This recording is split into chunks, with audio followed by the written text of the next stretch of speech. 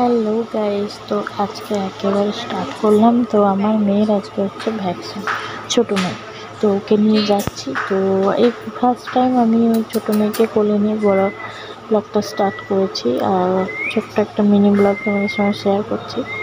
আর এই যে ওকে সিজ দিচ্ছি, সিজ দিয়ে ওকে মানে ডাকছি। ও তবে ও ক্যামেরার দিকে তাকাচ্ছে, আর ক্যামেরাটার দিকে হাঁ করে তাকিয়ে দেখে, আর ঘট ঘট ঘট ঘট করে ওর ঘেমরটা নাড়ছে। যাই হোক, তো এখানে চলে এলাম। প্রথমে অটোয় করে আসতে হয়, একটুখানি রাস্তা, বেশি না।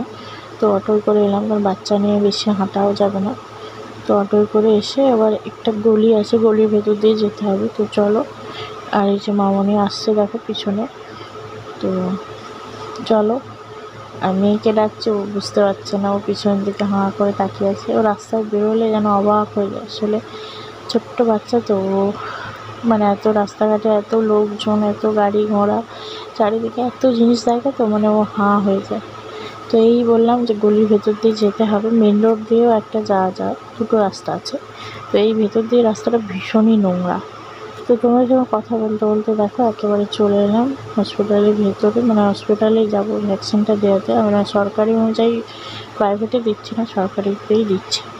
প্রাইভেটে তোমরা জানো ভ্যাকসিনের এত দাম হয়, বলার মতো না।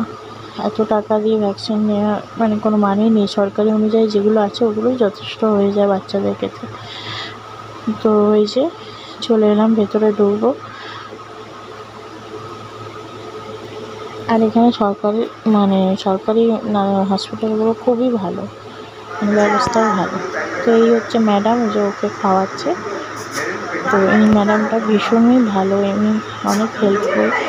তো এখানে অনেক ক্ষেত্রে আমার হেল্প করেছে ম্যাম।